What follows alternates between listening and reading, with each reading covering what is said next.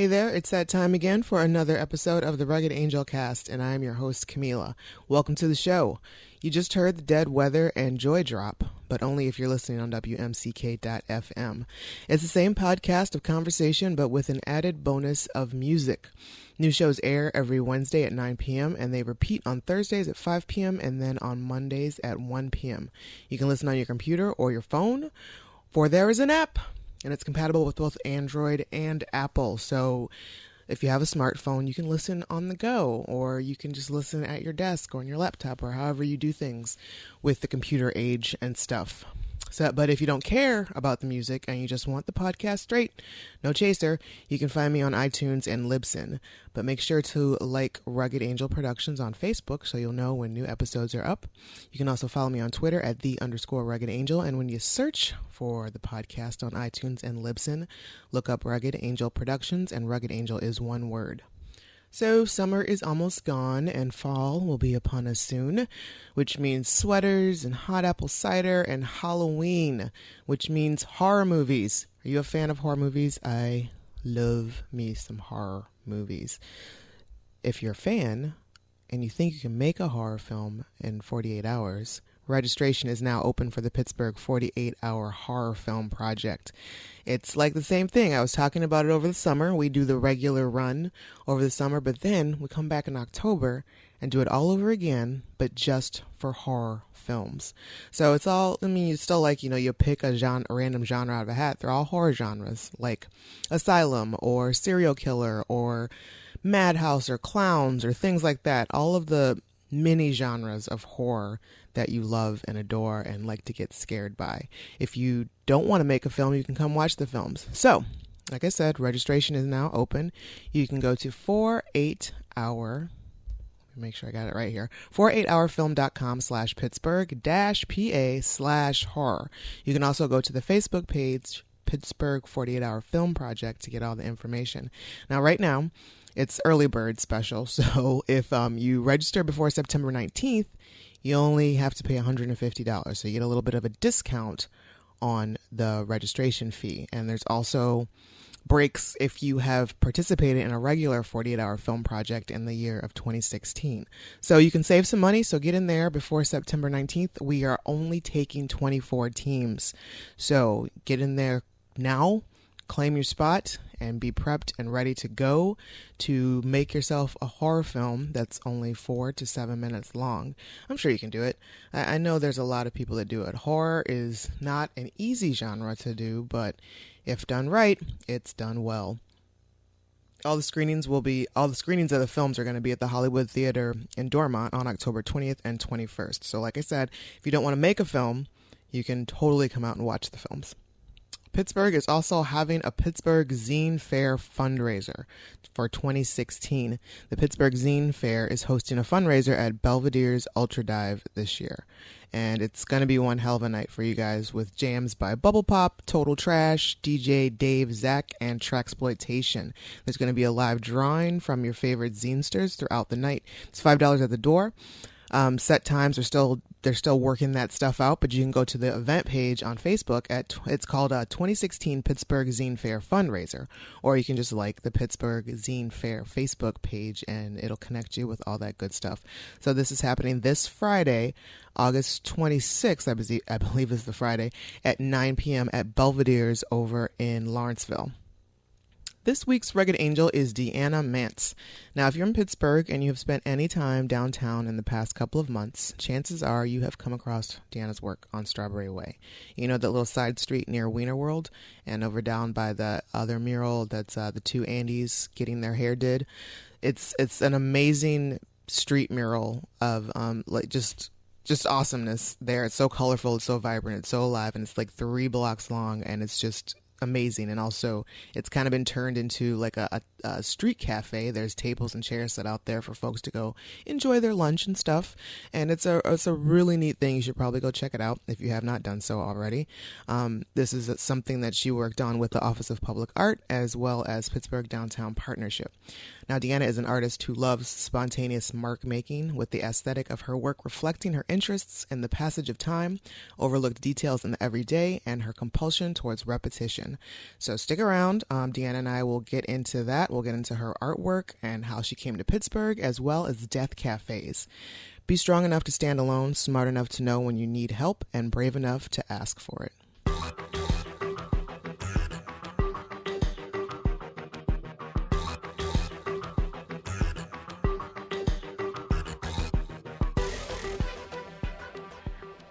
I come from a family of loudspeakers, and then I feel like I spent my adulthood trying to reverse that because everyone would make fun of me.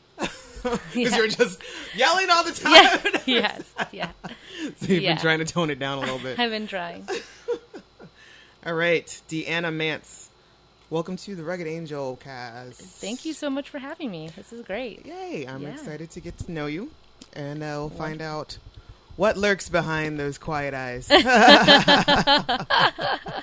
Joe-like eyes. Yeah, so you were mentioning that you've been, you've kind of, your weekend has already started on a wobbly note, I guess. Yes. You guys went to say goodbye to Spaghetti Warehouse. Oh, my God. We went to say goodbye to Spaghetti Warehouse.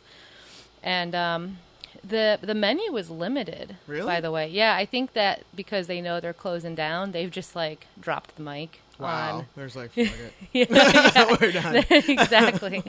So we didn't have a lot to go by in regards of pasta selections, but that sucks. Yeah, we had a good time. I mean, it was like a novelty thing, right. and then of course we were like, let's have some table wine, and it was like more and more and more.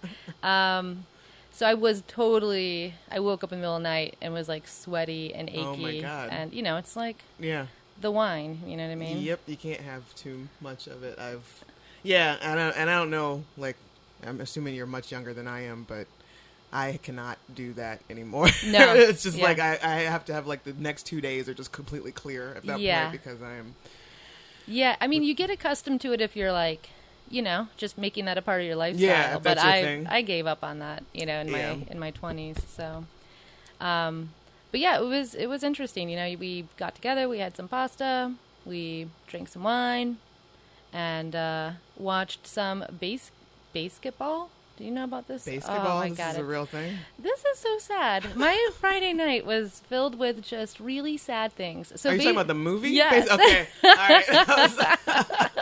I think I've seen it a long time ago. It's really embarrassing. It's okay, man. Sometimes you just gotta, like, there was some movie on AMC the other day, and we were just kind of just talking, and it was just on, and then I was looking at it, it's like, is that Jon Snow from Game of Thrones? Is that Kiefer Sutherland? Like, what is this movie? Yeah. And it's like Pompeii or something, and we're like, I think we need to be drunk to watch this. Yes, you do. Just like basketball. Yeah, that's definitely one of those. I know. Well, it's funny, too, because I was supposed to originally hang out with a colleague, artist friend, Liz Rudnick. I don't know if you've ever seen her work before. She's really cool. The name sounds familiar. Yeah, so she's a Pittsburgh artist, but so she and I were going to hang out, and she's like, you know what, I got this opportunity to go out of town and like be on a body of water.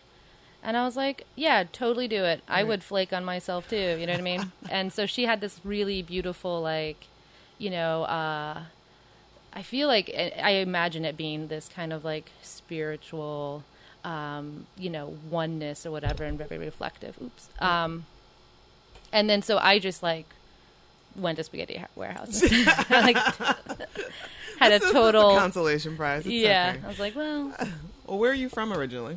I'm from Cleveland, Ohio. Oh, that's right. Yeah. 2 hours. I'm from Toledo, Ohio. Nice. Yeah. So not, sisters. Yeah, exactly. Sister cities, I guess. Yeah, absolutely. Yeah. Euclid, Ohio would probably be the most accurate place that I was born and raised in, but no one really knows too much about Euclid. No, so. I'm not too familiar with anything about Euclid, but but Cleveland. So how did you like growing up there?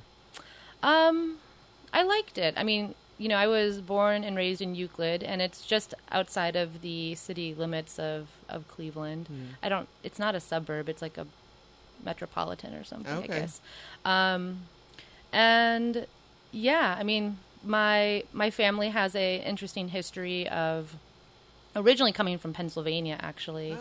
Oh. So, growing up there was was good. You know, I've always lived in a city. I've never lived in a, suburban rural area. Mm-hmm.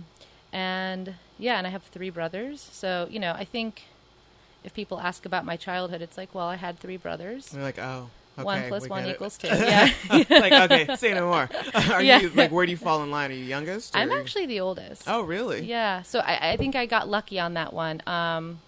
You were able to assert a nice state of power very early on. Very, right. And there was this big joke, because for a while I was maybe taller than them. My brother's only strangely enough, is only 9.5 to 10 months younger than me. Oh, really? So we're the same age for a little bit.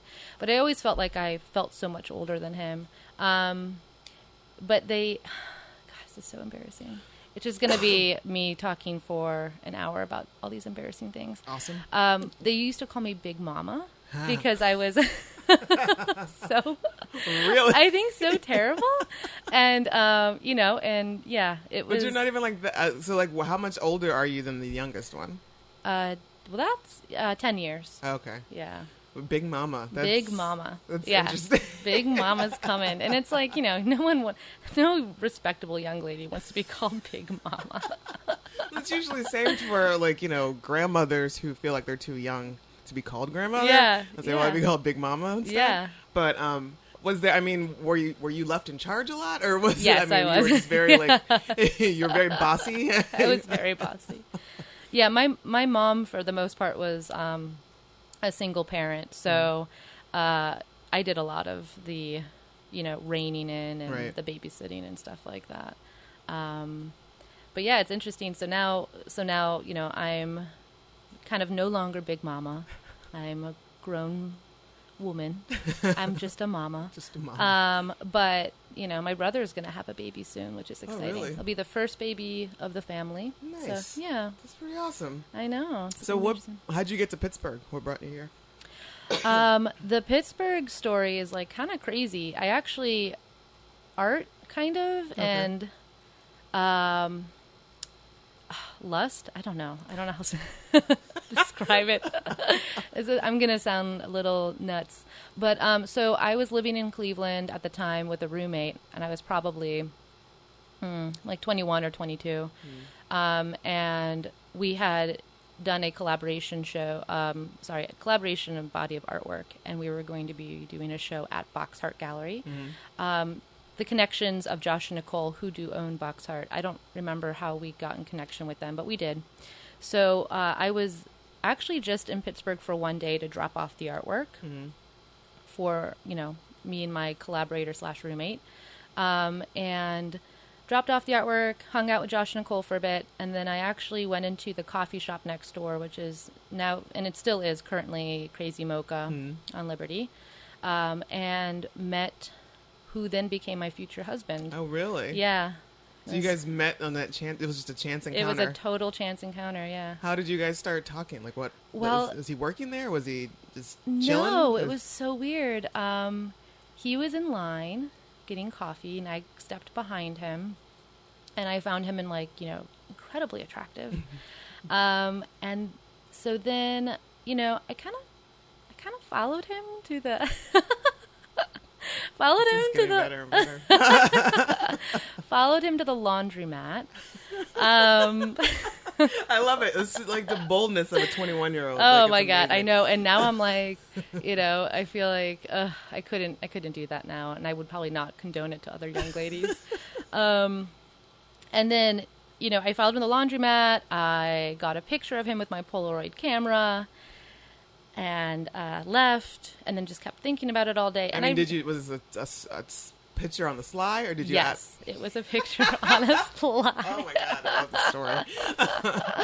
So I just thought, woman's intuition. Mm-hmm. I just had it. I was like, this person is going to change my life, which he did. He changed my whole life, which is great.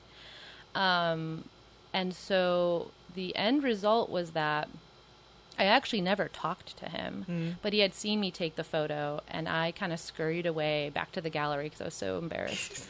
And I decided before I left to take the Polaroid picture I took of him, and I put my Earthlink email address. I know. Earthlink. Earthlink. On the back of it, and I taped the nice laundromat lady let me tape the Polaroid in the window so that the next time, which this proves how often he washes his clothes, which is 2 months later, he emailed me, and we just started talking via email. And then I was going to move to New York, and he convinced me to come to Pittsburgh, so I got my own place in Mount Washington, and then we were together for a long time. Wow. Got married. Did and you all get that. a bunch of other random, like, weird emails before? No. Oh my God. I thought, well, you know what ended up happening was that she let me put it in the window. And then she said she kept it up for about a week. And we actually, and this is the crazy part, is the coffee shop, the Crazy Mocha that we met in, that ended up becoming one of the first jobs I got in really? Pittsburgh. Yeah, I know. So it's so meta. And so I became friends with the lady who no longer owns the laundromat. Her name was Diane, I think. But she had told me later on, like a year or two later, that she actually was concerned about the Polaroid getting messed with or whatever. So she held on to it and made sure to give it to him the next time he came in. Oh my God. Yeah. So she helped. Cupid. I know. Well, we kept we know. My ex-husband and I had this inside joke of like, she's our grandma. Or, she's this like fairy godmother grandma. So it was kind of crazy, and you can't plan for that, of course. No. So wait, you said your ex-husband. Mm-hmm, yeah. So you guys are no longer together. We broke up. Oh. So it's we were together for like I think 8 or 9 years. We kind of just grew up together. When you meet when you're like 21 and 22, you're still figuring yourself out. Yeah. And for us, it just kind of became this relationship where you realize, we just make better off as friends, or like this brother-sisterly thing, right. We almost like grew up together, and that kind of really fizzled out the attraction. Yeah. I don't know. I'm sure. Yeah. At some point there's something that like, you go through all these changes mentally and emotionally. Right. And, I can understand that. So, so now, Been we're different people now. And so he lives in New York City. He lives in Brooklyn. He's actually an art handler. He became an art handler for Hauser and Wirth, which is this really fancy, beautiful, high-end art gallery in Manhattan. Oh, wow. Yeah, and he's doing well, and Well, so good, yeah, good for him. All I right. know. Yeah. So, speaking of art, you are an artiste. I am. First of all, what is your preferred medium of? Well, what do you dabble in? Where do you go? Like, what do you do all around? Like, what are you, photography? Are you? No, I mainly work on paper. Okay. Yeah, so it's paper, so non-sculptural, but so 2D. So a lot of like drawing is how I originally started off. Is making these very tiny, intricate drawings. Yes. And now they've kind of really expanded into larger pieces.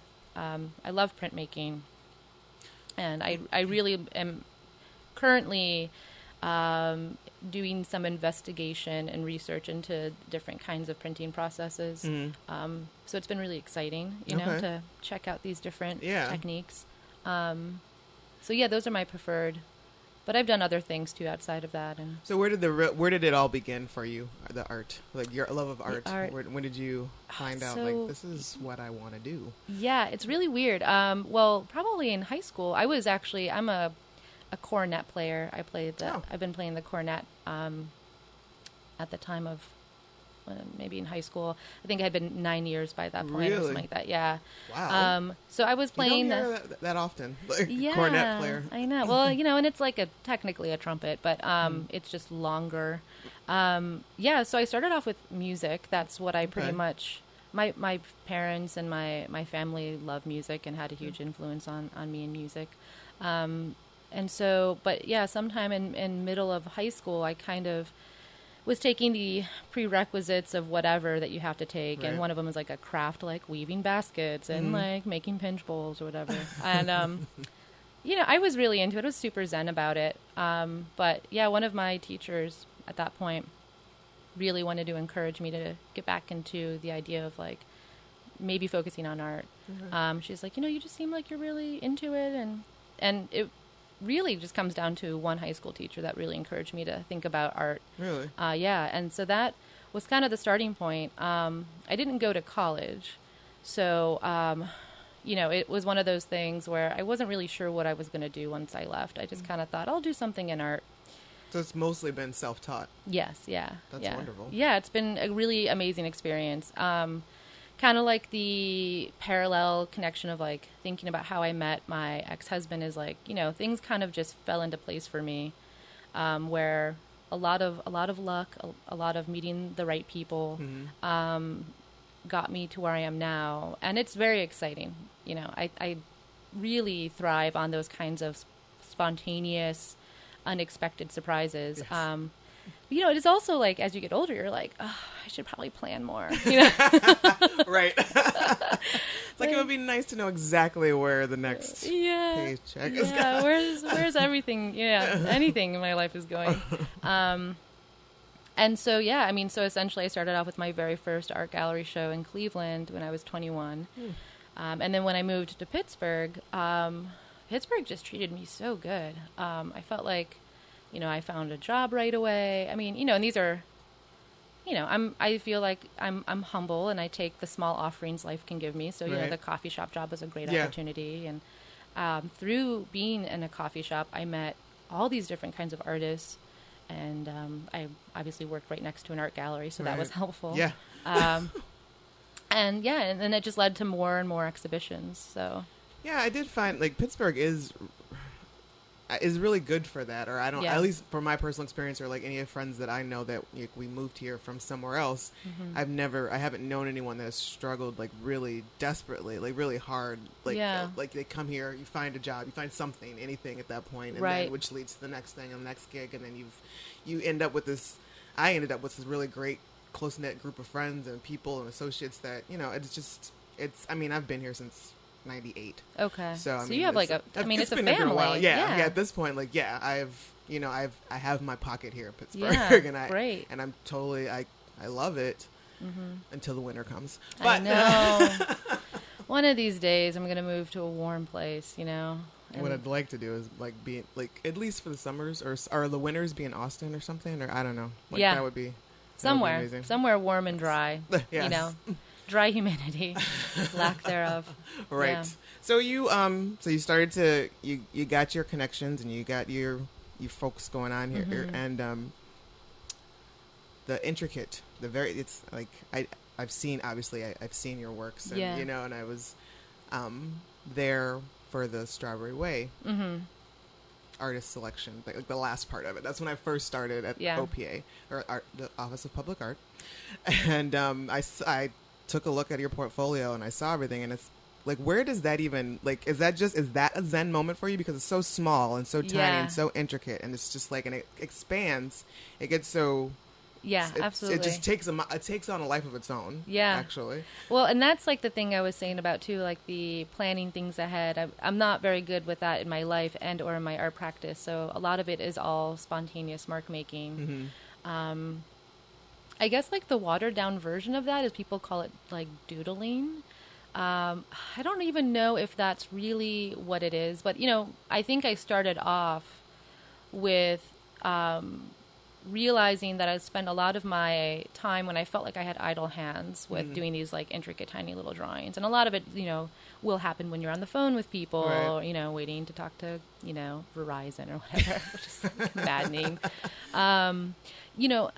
Or spending time commuting to and from work. I mean, I did a lot of like bus drawings, and so I realized that I could just spend my time doing this forever. In some ways it felt really satisfying, and I think that's because it is like a very Zen moment for me.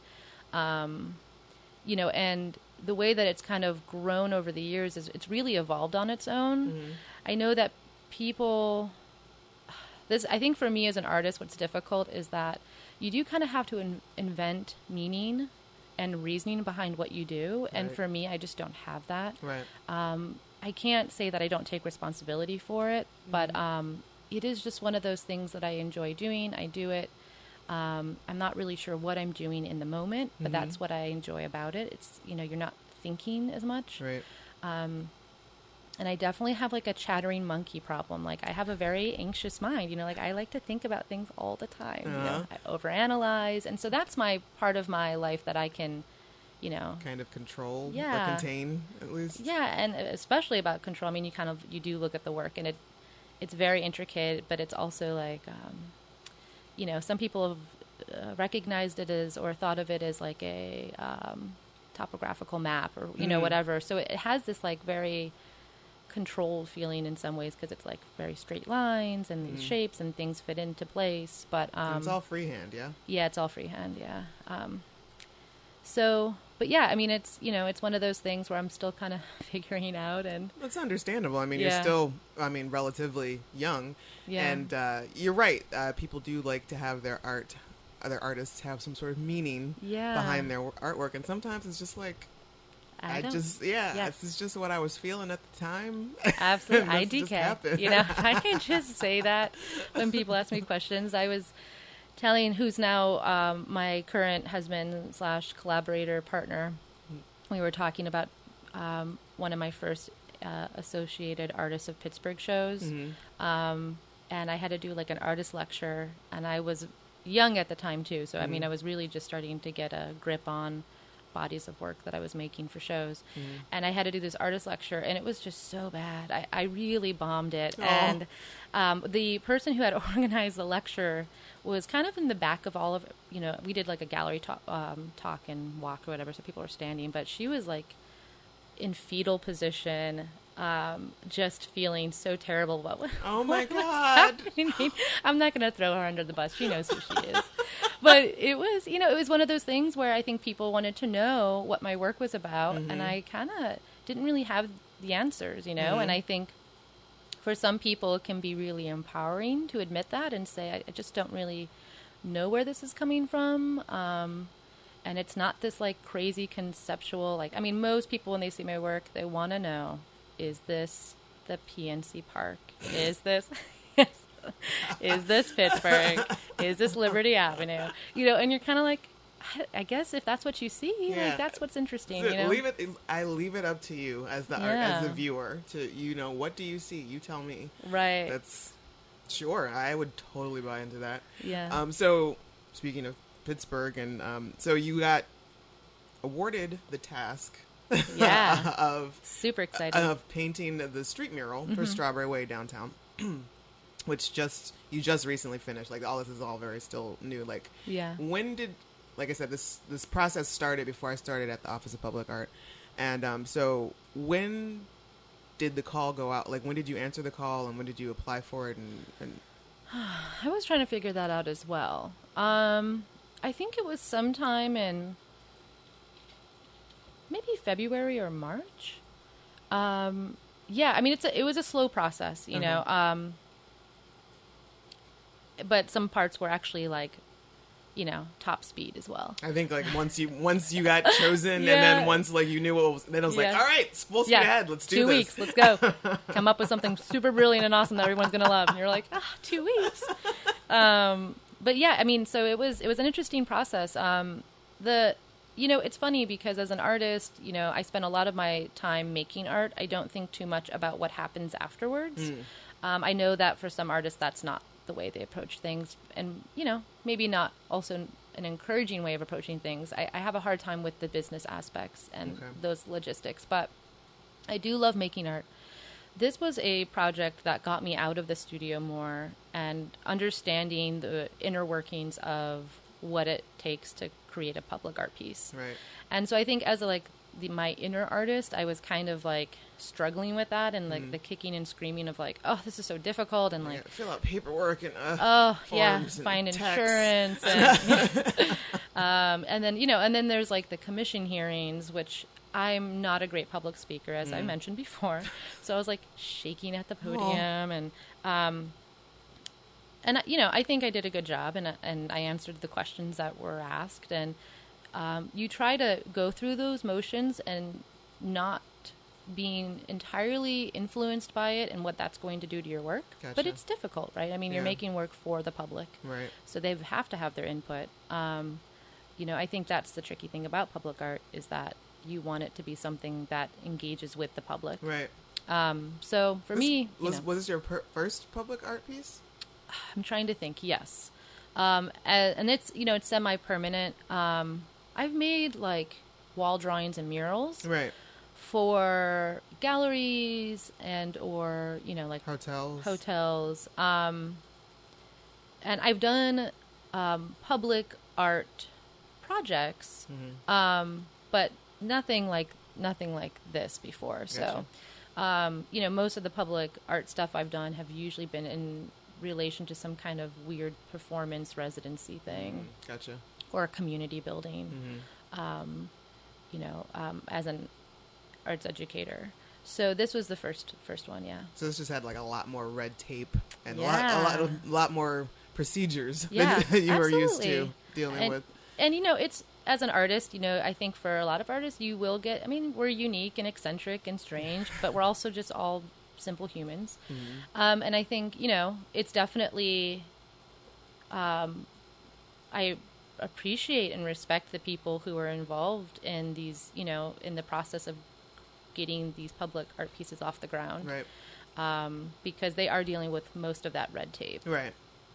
And so to see people work it and, the city asking some really heavy questions about how, what will this do for the city and how will this work and what will it look like and what's going to happen to it in 2 years and like, and these are like questions that people have because it's, it's a big project. Right. It's like what, 4 blocks? Yeah, it's huge. Yeah. And it's, I think Kate Hansen and I tried getting a super accurate measurement of it, and it's difficult because it's just such an organic beast.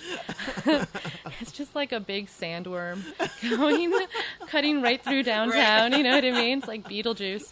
I think it's like anywhere between 11 to 14 feet wide because it does undulate, and then it's, I think, 550 feet or something. It's somewhere around there. I don't think I included the intersection part of it. So it is truly the largest thing I've ever made. Yeah. So this was, and how long did it take you? Like once you were like got the okay, and once you figured out what you were doing, once you first spot of paint that you placed on the pavement, how long did it take? From that point on, well, I took off 3 weeks from work, and I was able to literally finish everything that I needed to and return to work on time. Those 3 weeks, though, were a hit or miss because of the rain, the weather, the Go Kenny Pens, Chesney concert the or whatever. Kevin Chesney, whew, those people. Oh man, I had like a really awkward moment where I was painting something and this Kevin Chesney fan guy in his really nice car, and he was pulling up to get into the Monaco, and he wasn't really paying attention, and he drove into a part of wet paint. Ooh. And he like just pressed on the brakes really hard. He's like, "Arr!" And like looks at me and he's like, "Do I have paint on my car?" And I was like, "Oh, you just keep going. This is awkward." And he was in the wrong, but I Right. mean, you still feel bad because you're like, "Oh God." Ruining someone's day, but so those moments definitely kind of played into how quickly I could get things done. There was the Penguins parade as well. Ah, that's right. And so these hurdles are part of the process, right? I guess. So I would say, honestly, I think it was about 2 weeks, non-consecutive. Okay. Yeah. So. And so you lived. You managed to live. You lived. You made a beautiful piece of artwork. Thank you so much. Now, is this something that you would do again? I don't know. Oh my God, it was so hard, Kahmeela. Just like maybe ask me in 2 years. I had 2 people come up to me and ask about doing murals for their place of wherever, like they own some buildings in downtown, and I kind of was like, it was a really hot day too, and I was just like looking at them. I was like, just email me later. Like I can't even answer that. I can't do this right now. Yeah, and I was lucky enough. I had like this just beast of an assistant, like she and beast in like a good way. Like she was queen, and it's Sandy Kessler Kaminsky, and she's probably one of the very few people who can actually keep up with my energy. I'm a very busybody, and I can like spend 10 hours just if I'm focused, I'm focused. and she was actually in better shape than me. She's super established. She's done tons of these kinds of murals before, not asphalt. This was her first time. But I think in the first 3 days, I literally thought I might have gone crippled. I was God. Man, my feet, and I was just like, if I could just get these on wheels, these poor feet. She did not falter, man. She rocked. That's awesome. Yeah, well, shout out Sandy, man. I know, Sandy, love you.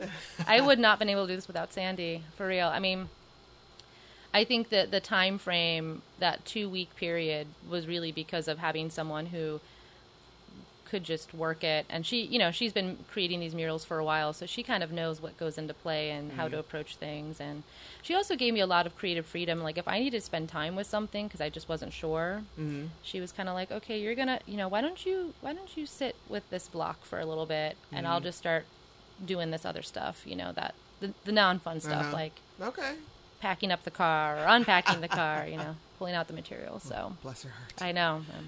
Now, to switch gears a little bit, you also, being an artist, you also take part in these, or there's an interest in dead parties, or I don't know exactly, not to be confused with Grateful Dead parties, but I don't even know if I'm saying it right. But I love there was some fascination with that you had. And you know what, dead parties, wow, it's so much better of an idea, because that's how we should all approach death, is having a big party. So actually there is one happening tonight, and I do not believe I'm going to actually be able to make it, unfortunately. Oh. I know I'm going to miss it. But yeah, so it's Death Cafe. It's Death Cafe. It's Death Cafe. I know, it's so much more I don't know, luncheon, brunch, so white gloves, and tea. Yeah, exactly. I imagine little tiny tables with little cups of tea, and then dead wearing party. Black veils. Yeah, dead party sounds better. So what goes on? It's exciting. So it's technically this kind of weird social movement. It's it's a social franchise, and what I mean by that is, it started in Europe, and really anyone can facilitate this social movement. You just have to, there's guidelines. So it was created by this socialist and social activist over in Europe, and the idea is about breaking that kind of weird barrier that we create with other humans of refusing to talk about the big taboo of dying and death and end of life.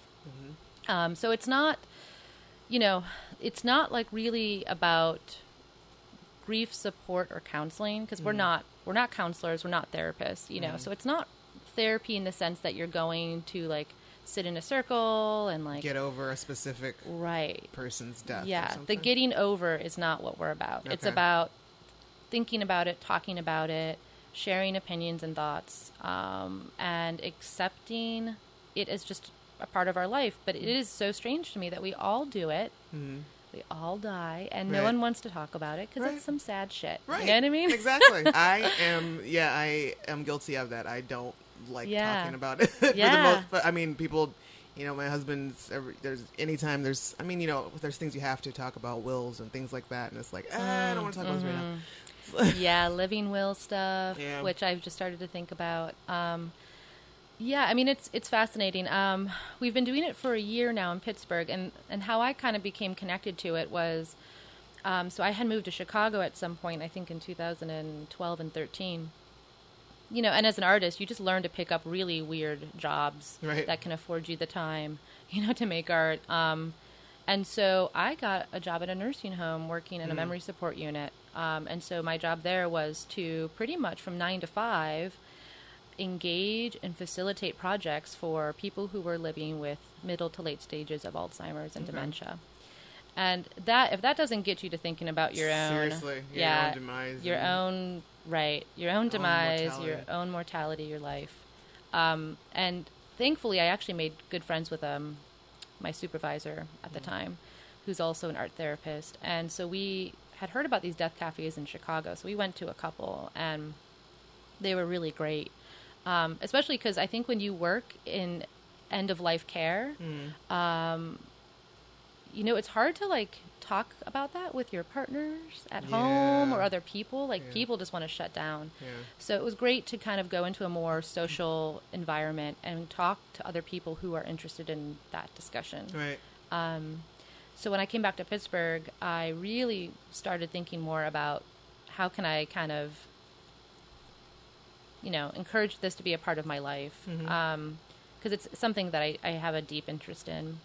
And I did meet with a couple of ladies who are now part of the Death Cafe. They are, I'm so embarrassed. I don't remember how to say their names. It's Kristen Helpman or something, Carolyn. Anyways, their last names are not important here. Right? How often do we call people by their last name? I know. I was like, I don't know your last names, girls. But anyways, so some of the people who helped to facilitate this project, there's 5 of us, 5 ladies. So one of them is a funeral celebrant, and that's Karen. Funeral celebrant. Yeah, super exciting. So for people, who are maybe disconnected from a particular religion or organization. I mean, most of the times when you pass on, the people who help to coordinate your funeral and your event are usually going to be within a church or, some kind of facility. So for people who are not part of a parish of some sort, who's going to plan their funeral? Gotcha. Okay. And a funeral home can do that. But, sometimes you just want someone who's super thoughtful and is willing to engage in the whole facet of who you are. So Karen, will meet with relatives. She'll ask questions. She kind of does this interview process about getting to know the person. Wow. And then she'll create an event that can take place anywhere. She's done them in parks and all that kind of stuff. So it's really fun. And then the other 2 ladies, Carolyn and Kristen, they're actually either funeral directors or they teach at PIMS, which is the Pittsburgh Institute of Mortuary Science, on BUM. You usually see the students smoking outside heavily. It's like really funny. They're just like, they can't get closer to death. They're just like sucking on those cancer sticks. It's actually okay. I'm a smoker, but anyways, it is funny to see just loads of them smoking outside, and you're like, oh. And then Rachel, who is in more of the grief counseling, she works, I think, or volunteers with the Good Grief Center.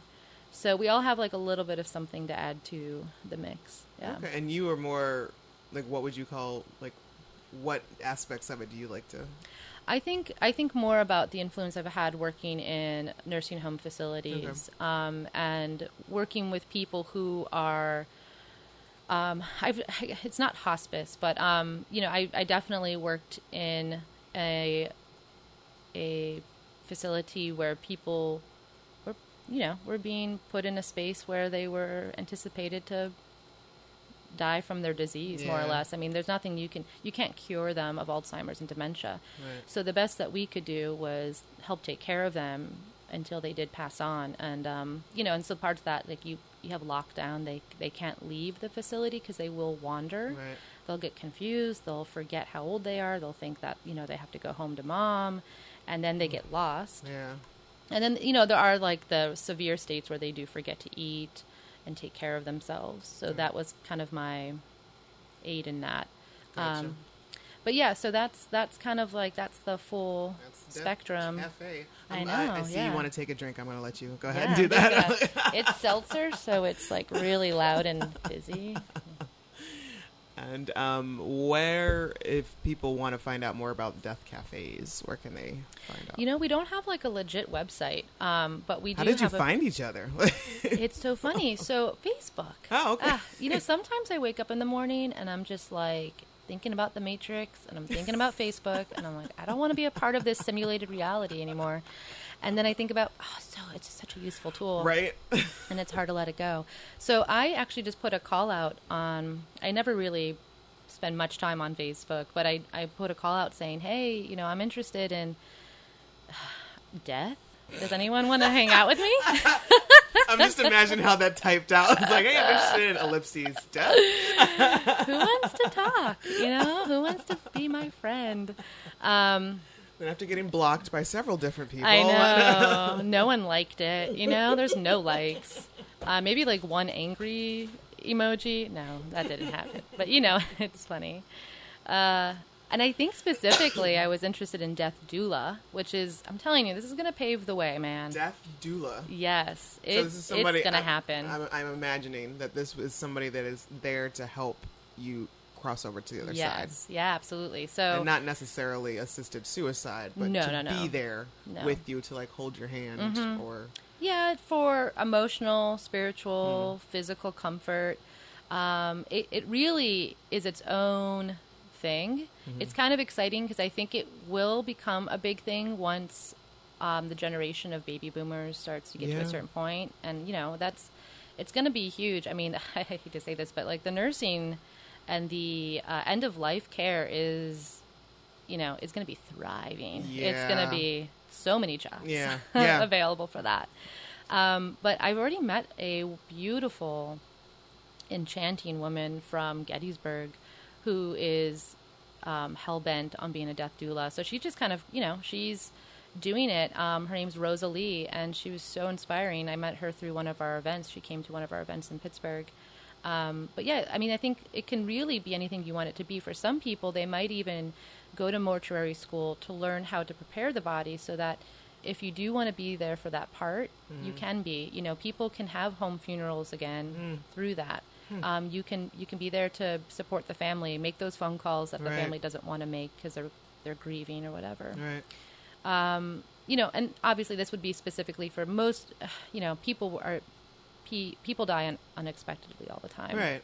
So this probably would suit more someone of like terminal illness or something. Exactly. Or people with terminal illness and like folks who also, I would imagine, don't have family left around or friends. Absolutely, yeah. And I guess, in this day and age, there's a lot more people deciding not to have a family and deciding not to get married, deciding not to have children and whatnot. And so when they get to that certain point, like... I know, right? And it's such a weird... God, people are... I've been married 2 times over. Me too. Yeah. And and I don't know if men get this. I don't know. I imagine that they probably don't. But for women, I mean, all the time, people are like, oh, are you going to have kids? Are you going to have a family? And for me, I'm still on the fence about it. I'm going to be 35 in November, so I obviously have limited timing here. Yeah. But the legacy is not ever a huge concern for me. I'm not legacy oriented, but yes, the concern of dying alone has its disadvantages. Right. But I also can't justify having kids just so because, that so you're not alone. It's like 50 years from now. You pop out a baby and you're like, and someday you're gonna take care of me when I die, or as I'm dying. It's like, I don't know. But yeah, that is a legit thing. People are having families less and less, or later in life. Right. But yeah, it's something that I'm interested in. I don't know when I'm going to make the crossover for that kind of, I don't know if I would call it a career. I think about it sometimes and wonder if that's something I need to focus on more than my art. I'm always like juggling that, I wouldn't, I would imagine that you'd have to have a very specific temperament or a very specific mindset to that. Me personally, I could not, because I am a sympathetic crier. Yeah, dude. You'd be crying all the time. I suck in situations like that. So, but you have to be sympathetic, empathetic, and also strong. Like, you have to be there for that person. So, well, it's interesting for me to think about how I approach end of life and working with people at end of life. I first started off teaching early childhood care. So, and that was one of the first real, I would say, jobs I ever really got, was teaching early childhood care. Well, I guess I first started teaching at the Hill House Association. Okay. And so youth has been pretty much the brick and mortar of my experience teaching. And, a lot of energy right now, especially with outreach, has been dedicated to the youth because they are our future. Right. And it's super important. But I guess for me, working with communities at risk and underserved, that had a much more profound effect on my emotions and concerns than working with someone at the end of their life. And this is going to sound shitty and grim, but like, they're dying. You know what I mean? Yeah. Like, the only thing that you can really do to help them is comfort them. Right. When you look at like a little baby child who's going through a really hard time, and you're just not really sure if they're going to make it out, Right. you know, and you just try to give them as much care and thought and love and education as you can, you're just kind of like, but I don't know, will this matter? Like, right, you're affecting you're trying to positively affect the course of the rest of their life. Right, absolutely. And that, I think, is difficult for me, you know, to handle. And there's also just people who are probably, like I tell, you know, it's kind of one of those things that you think about when like someone does something really good, like they're like a really great social activist, or they're a really great artist, and they do things in a way that's just like, oh yeah, like this is their calling. You're kind of like, well, I don't need to do that then. Someone else has got that. Right? It's like, no. They're doing good. They're doing You got it. this under control. You got this I'm under gonna control. go. Yeah. I don't need to do this anymore. So that was a difficult thing to transition out of, because I recently took a hiatus and sabbatical from teaching with youth. In December, I think I was telling you, I was working in Braddock, and I loved working there. And, you know, it's also was kind of fun because I had complete control over how I wanted to approach art making with the community. And so I really like became close with some of the people there, you know, and it was hard to leave that. I mean, I definitely, you know, I was like working 6 days a week, and it was kind of like something had to give. And unfortunately, the job that I have now, I mean, not that it's unfortunate because I love my current job, but it was, you know, more full time, and this was like a part-time thing. But it was hard to leave that and switch gears. But, you know, I think in the end, the person who, you know, like I said, kind of going back to the idea of that there's someone there to like pick up, the person who actually replaced me in that job, Edith Abeda, she's amazing. She lives in that community in North Braddock. She's has tons of experience working in arts, community outreach stuff. So yeah, it's been quite a struggle to figure out what I want to do yet, but we'll figure it. I mean, you know, You'll get there. I'm all right. You know, I'm 35. I'll figure it out. You'll get there. Yeah. It'll be fine. Yeah. It seems like you're on a great path thus far. So yeah, it seems pretty good. But, you know, you're always kind of like, oh, should I be doing more? You know, and so that's, I know.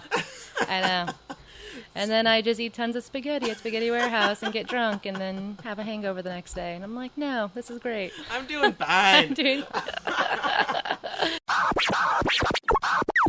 All right, so we're back with a segment I like to call Questionable Conversation. Oh, man. It's a series of 20 random questions. Oh, here we go. All right, keeping me on my toes. Yes, all right. Let's do it. You're going to take a swig of seltzer. And, all right, what album can you listen to from beginning to end? Right now, Salad Days by Mac DeMarco. Okay. Are you usually late, early, or right on time? Ooh, I'm usually right on time. Okay. Usually, yeah. Favorite word? Inconvenient. Interesting. Love spelling it too. Love it. Can you juggle? No. What was your first job? My first job was a bus girl at a Croatian restaurant. Okay. What is your favorite song to sing? Oh, jeez, I'm such a bad singer. Usually a song that I can sing well. I'm just gonna say probably something from the Smiths. Okay. Yeah, because he's all over the place. Yeah. So. Would you survive a zombie apocalypse? Oh yes. Yeah. You're very confident in that. Oh yeah. I feel like, I am the hero of the story here. Oh, my okay. own life. If I've survived half the shit I've gone through, I'm surviving some zombies. It's some like, slow, not today, Satan. Not today. Some slow-ass, infectious people. I'm fine. Yeah. Do you know any jokes? God, I do, but they're too long. Okay. I mean, I guess I could. I'll tell you one. All okay. Right, So because it's very few people that actually are like, yes, I know a joke and I'm going to tell you. So. Yeah. Well, and this is the thing this is a joke that needs to have a hand gesture. Okay. Is it okay? Yeah, I mean, sure. so no one's going to get it. Okay. So, a guy walks into a bar and there's 3 witches at a table This is like probably like anti-femme, but whatever. And he sits next to them, and it's always about a bar too.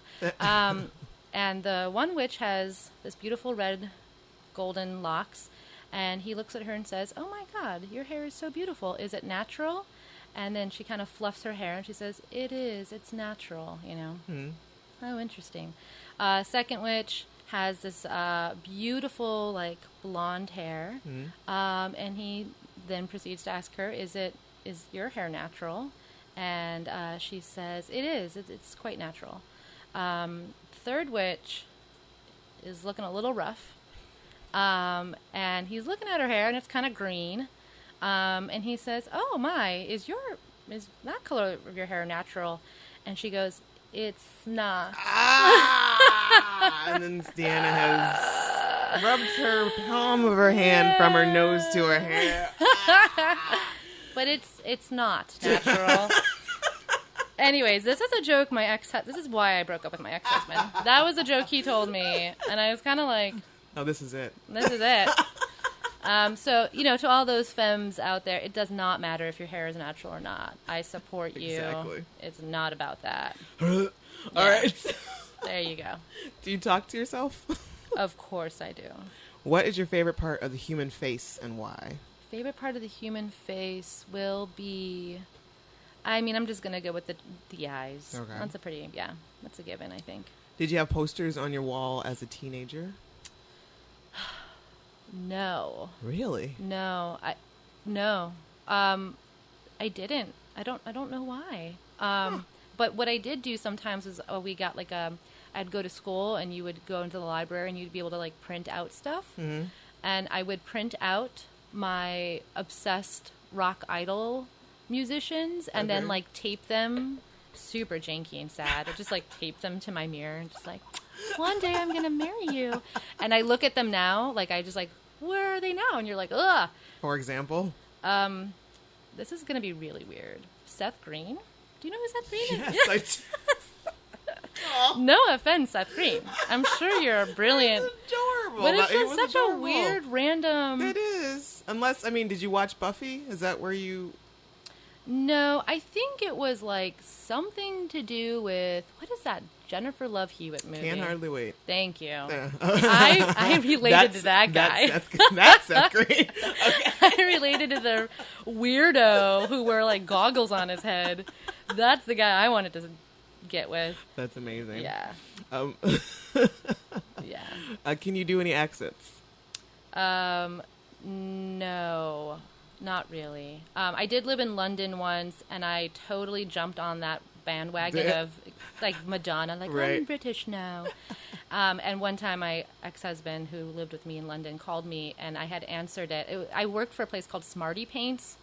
Smarty Paints. And I was like, "Smarty Paints." And he was like, "Deanna?" And I was like, "Oh my God." He was like, "You've been caught, you chameleon." And I'm like, "Oh my God, I'm so embarrassed." So that is embarrassing. I won't do that again. I will make sure to never convert my...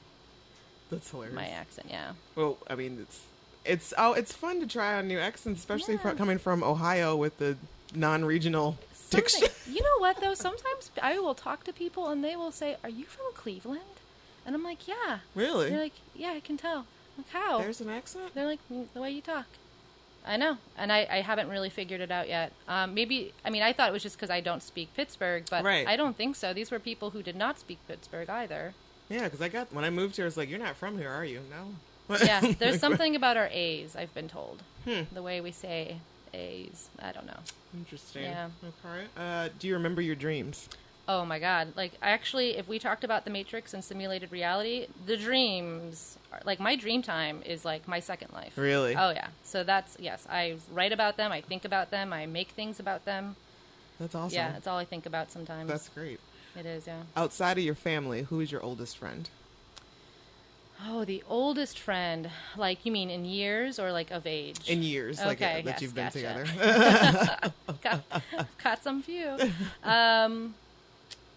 God, this is embarrassing because I can't really think of anyone that I'm currently friends with, like, that I connect with on a level like I'm often talking to. I think that's just going to have to be Hillary Buttonfield, who I met when What I a first fun moved name. here. I know. Hillary And she's a Buttonfield. teacher. Oh, You know what I mean? Mrs. Buttonfield. She's the butt of a lot of jokes. Ha ha! Yeah, she works at ECS. But, yeah, she probably is the longest standing friend I have here, especially in my adulthood, yeah. All right. If you could have any superpower, what would it be? Oh, fly. Nice. Yeah. When people say X-ray vision, you got to question. Boring. Yeah. Or just like, watch out for them. What are you trying to do? Yeah. What are you doing with that power? Yeah. Are you a good cook? No, I'm terrible. Oh. Yeah. Beans out of a can. That's what you're... That's what we're dealing with. Who I love and is like the most amazing man in my life, my husband, who cooks for me every day, because when he met me, I was eating beans out of a can. I know. I'm just not good. And I come from like an Italian family. I was wondering. I was like, Yeah. Yeah. I mean, I can cook. I just don't like to. And when if Dan goes out of town, he worries because I will. Yes. I will be like hummus and pretzels. I know, but you all know day. what? I'll tell you what. When you ask me if I can handle an apocalypse, it's like, yes. Like, fuck yeah. I'll just give me a spoon and a can opener and some got it. canned vegetables, and I'm fine. You know? Right. That'll be the least of your concerns Yeah, for about real. like what That's true. what your fare is, what Yeah. what you're dining on. You never get tired of blank. I never get tired of sci-fi television anthology series. Okay. Yeah. Wow, that's extremely specific. Yeah. Are you proud of yourself? Sometimes. And describe yourself in one word. Fun. You are fun. You are, right? That was your podcast. Yeah. Thank that was you. it. You're welcome. Thank you you. for having me. It's been great. Yes, absolutely. Where can people find you online and stuff? Like, is there a website? Are you on Twitter? Or? Oh, man. I don't know how to use Twitter yet. I'm still figuring that out. My website is deannamance.com. I do have I'm more dedicated to my Instagram than I am my Facebook. Okay. My Instagram is Didi Ray, R-A-E. Okay. D-D-D-I-D-I? Yeah. D-I-D-I-R-A-E. That's right. Yeah, and I enjoyed the Instagram, you know. Yeah, the pictures. It's just so much more simple. You Yeah, know? it's like, that's good. I just want to see what people are seeing. You know? What I really, like, I don't, like, Facebook, I hate long posts. Like, if it says read more, I'll never again. Yeah, I know. And it's like on Facebook, I'm a woman of few words. I'm not really entirely I'm not invested in that kind of sharing, but I love seeing aesthetics and what people Right. are interested in documenting on a photography, level. But That's absolutely, it can be very inspiring as well. yeah, and it's also And telling. I have very little attention span. So I mean, with Instagram, you're just like pictures. Right. Pictures. That's so good. Okay, like that. Okay. Like that too. Okay, great. And I don't have to, Think read. about it too much. All right, awesome. So, as always, you guys can find me on my website, RuggedAngel.com, or on Twitter at @the_RuggedAngel. And remember, whatever you do it with passion or not at all.